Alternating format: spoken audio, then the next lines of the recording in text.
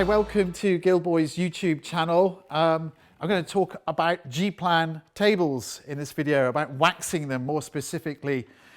We keep on getting inquiries about G-plan furniture, and now we've got some. So we're going to put our waxes, apply our waxes to this lovely set of Teak G-plan tables. I'm going to put a masking tape line down through the table. We're going to apply the pure rose and antique gold to this table. Normally I'd recommend with G-plan Teak it would be the rose gold, but I just want to demonstrate how our waxes will work on this table. And I think also I might remove these two out of the way so I can show you. So I'll take these two out and we'll draw a line down there so they're not clattering around.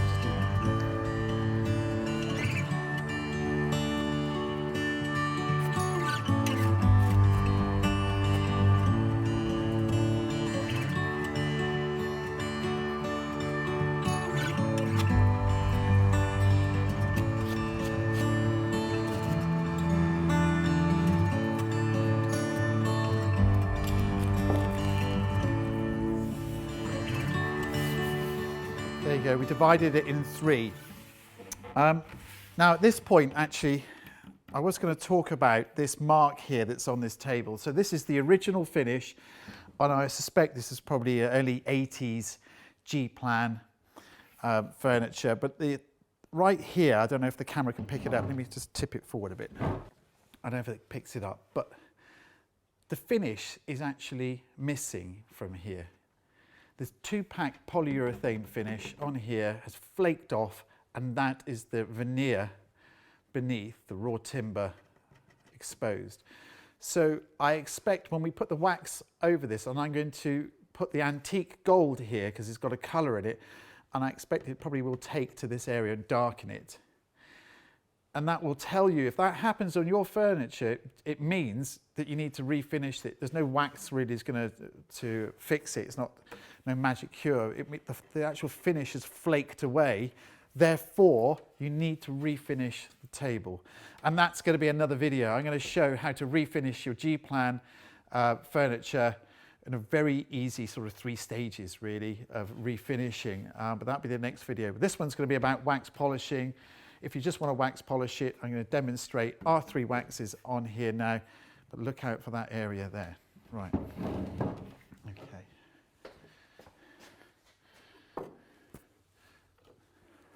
We'll go pure, rose, and antique. Normally, I would recommend the rose because this has got a brown mahogany sort of colour to it that helps sort of this sort of colour tone of furniture. But we're going to see how all of them work. The pure gold will go in anything. That's a clear polish. There's no colour in that whatsoever. So let's give it a go. Right. Here's some of our fine wire wool. This is really, really soft. You can tease it apart. It's 4-0 wire wool. It's like cotton wool. This comes with our polishing kits, or you can buy it separately, but it's a brilliant thing to use for applying wax polish. It's something I've used all my life as a French polisher, always apply with the soft wire wool. It doesn't scratch the surface. I mean, obviously you wouldn't use this if you were putting it on a highly polished piano, but we're not. The majority of applications, soft wire wool is a brilliant way to apply the polish. Anyhow, right. I'll show you what I've got here. So I'm just charging the wire wool with some wax. Charging is the terminology that we use in French polishing. It's just filling the wire wool with some wax. I'm just going to dab it on there. I'm going with the direction of the grain because it's easy. I could go in little circles a little bit, but I'm just going to follow the direction of the grain. I'm going to take the excess off, removing the excess. I'm going to turn the wire wool over and it will just take off the excess. So that's the pure gold on there. I'm going to leave that and move on to the rose. Rose gold. It looks really dark, but it's actually got a sort of a brown mahogany colour to it. You can see it on my finger there. It's perfect for this. Right, again, I'm just going to make a little pad out of the wire wool. Just going to tease it open a bit, make it easy. And I'll work the wax into the wire wool, and again I'm just going to apply it direct to the surface in the direction of the grain. It probably sounds worse on the camera because the microphones pick it up and it sounds like sandpaper going on there, but it's not. It's really soft.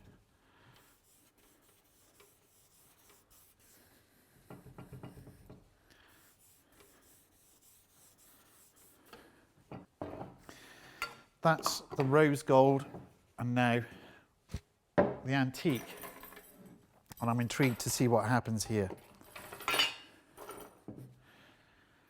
Again, you can see it's quite dark. I'll just rub some on my finger. You can see there, it's got a lovely sort of dark Jacobean sort of oak colour to it, but it's not overly coloured like other waxes. I'm just going to form a pad, if you like.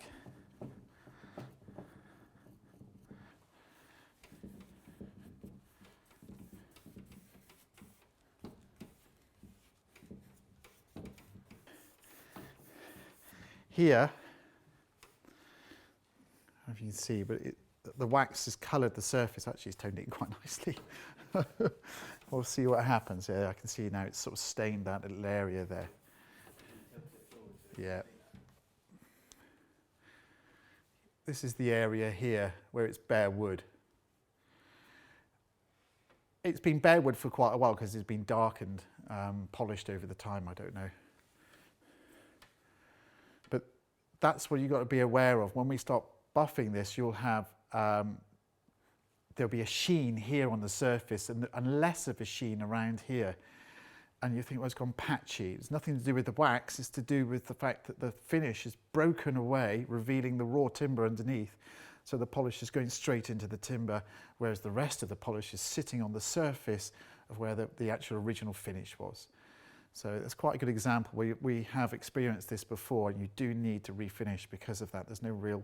You could put the clear on it, but you're still going to have a patchy effect. I'm just trying to emphasise it with the fact with a darker polish. We'll leave this for 20 minutes or so. I'll just take off that excess, actually, that's there.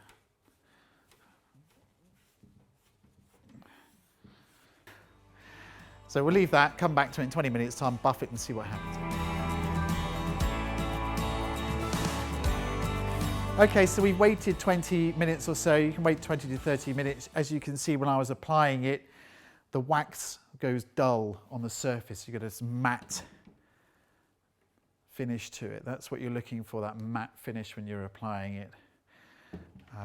And now we're going to buff it. So I'm not just going to use any duster or any sort of cut piece of rag or cloth. We use cotton buffing cloths, and the reason for doing so is because this buffing cloth has got a lovely open weave to it. It's not lint free, but it works really, really well. Can you see the open weave on the camera there? I don't know if Jack can pick that up, but there is a lovely openness, and this openness prevents the surface from heating up. It prevents this getting too hot and then smearing the polish around. We are buffing the polish to a sheen. We're not removing the polish. It's not wax on, wax off. It's wax on, stay on, and we'll buff it to a nice sheen.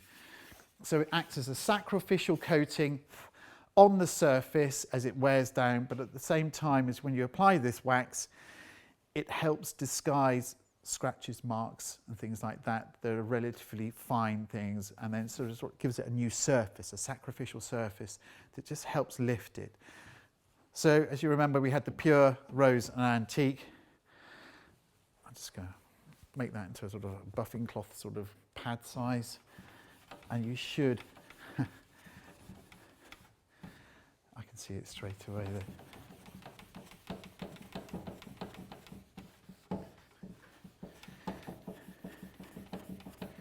And it comes straight away to a sheen, a lovely sheen. Our wax polish is really, really rich in its content of waxes that is in there. There's the Buckfast Abbey's beeswax, the Carnauba wax, the Miracle wax, the Japan wax, and the berry wax. All these waxes combined, and we make it so intense, condensed in the jar. I'm trying to think of the right word, the terminology for it. But it is such a concentrated, that's the word I was thinking of, concentrated mix.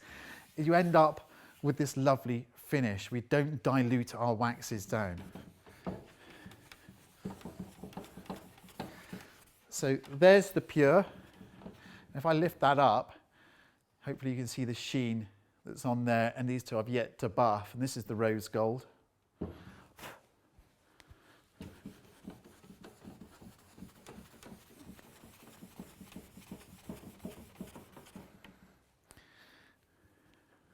There we go. There was only a small amount of wax that came off there.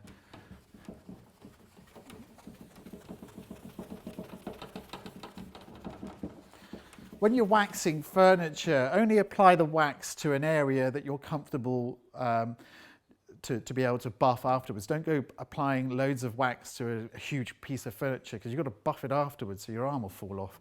Just do it to a small area. If I wasn't demonstrating for this video, I would just wax this table and then buff this table. Then I'd move on to another table or another piece of furniture, but I wouldn't do the whole lot because it's just too much. And it's more enjoyable doing in smaller areas. There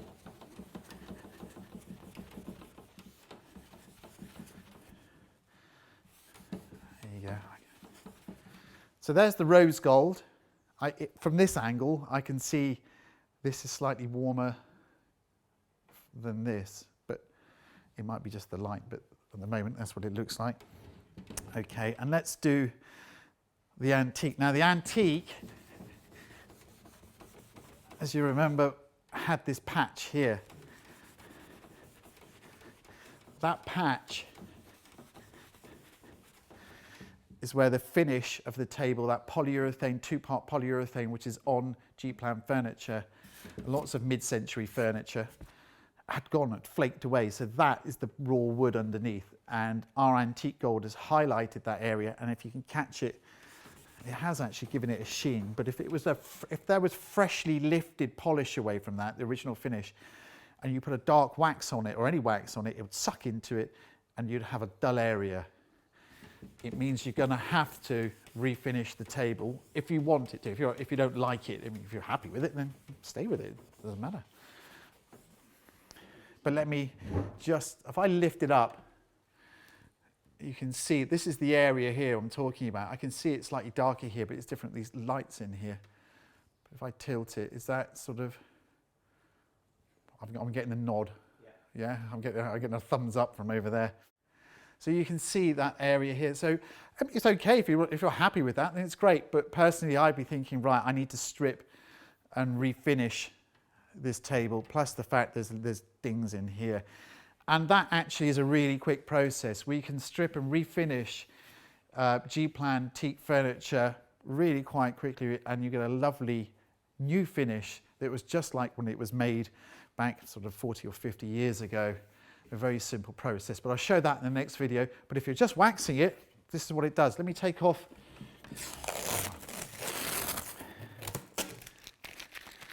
Oh, there you are. So let me just get this one off.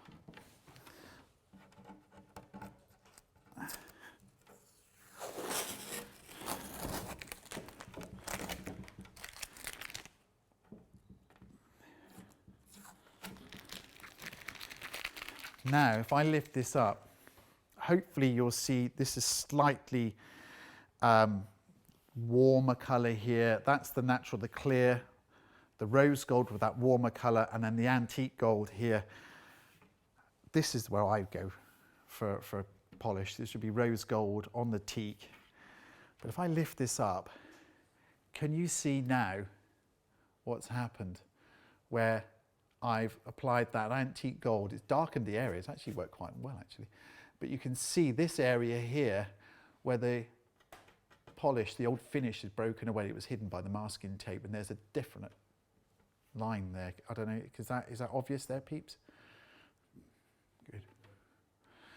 So it has worked, actually. It's disguised it better than I thought it was going to do. I didn't know quite exactly what it was going to do, but it has darkened it down, but it still is exposed timber there. And you can see these lines where our masking tape, it shows the quality and the thickness, the depth of polish that's gone on there. You can actually feel that with my finger. Yeah, definitely the rose gold is where I would go. But we're going to strip these in the next video, so I'm going to show us stripping and refinishing them. But thanks for watching. Please subscribe to our YouTube channel. Hit the subscribe button down there, the bottom right of your screen, and also the bell icon. Hit that little button as well, and you get notified every time we put a new video up on YouTube. Thanks for watching.